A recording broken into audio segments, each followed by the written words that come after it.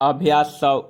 अध्यक्ष महोदय, दार्जिलिंग जिले के लिए एक परियोजना मंजूर की गई है।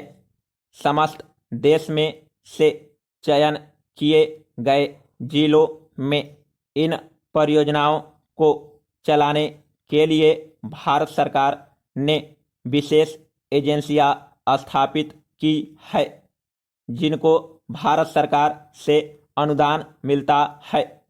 ये एजेंसियां सहकारी ऋण और संस्थाओं के लिए जोखिम निधि प्रबंध संबंधी राज्य सहायता ऋणों के रूप में सहायता करेगी।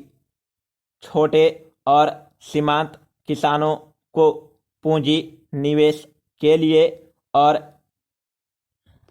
इन किसानों को एकत्र आधार पर सेवाएं उपलब्ध कराने के लिए संस्थागत एजेंसियों को उक्त एजेंसी द्वारा निधि में से राहत सहायता दी जाएगी।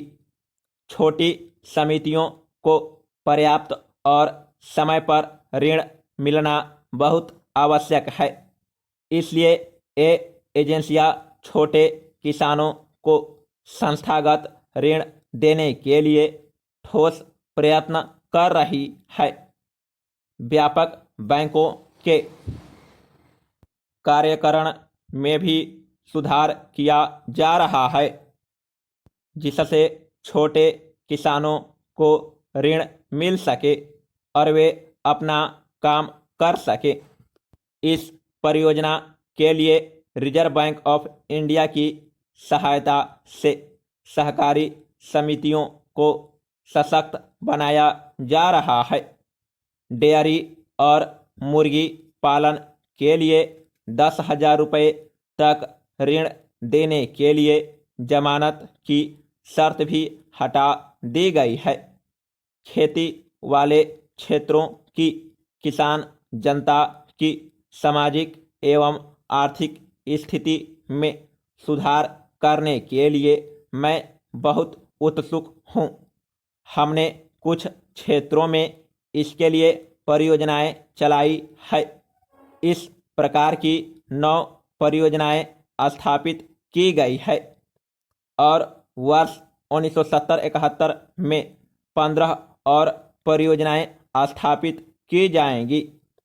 इन क्षेत्रों में वैज्ञानिक तरीके अपनाने पर बल दिया जा रहा है, जिससे वहाँ के उत्पादन में वृद्धि हो।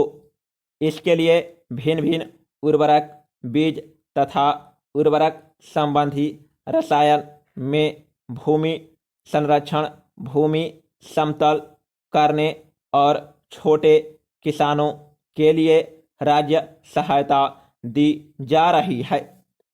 जहाँ तक सूखाग्रस्त क्षेत्रों का संबंध है, 54 जिलों में ग्रामीण निर्माण कार्यक्रम चलाए जा रहे हैं। इस कार्यक्रम में रियायत की व्यवस्था करने पर अधिक बल दिया गया है।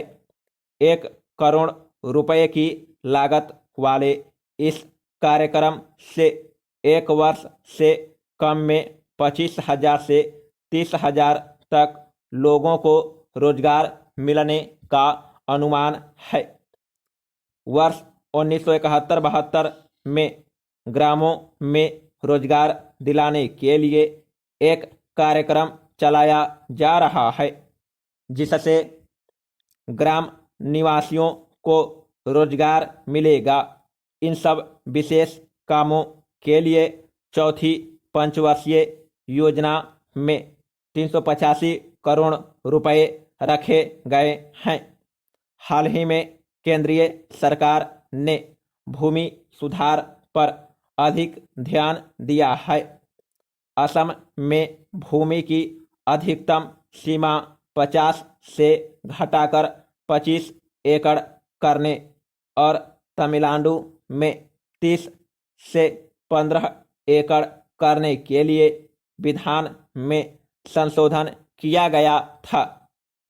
इसी प्रकार पश्चिमी बंगाल भूमि सुधार अधिनियम में संशोधन किया गया था और हाल ही की बैठक में भूमिगत सीमा संबंधी पहलुओं पर विचार किया गया। बैठक में शामिल 7 मुख्यमंत्रियों ने भूमि की अधिकतम सीमा को लागू करने का अपना दृढ़ इरादा व्यक्त किया। बहुत से मुख्यमंत्रियों ने अपने राज्य में भूमि सुधार कानून लागू किए।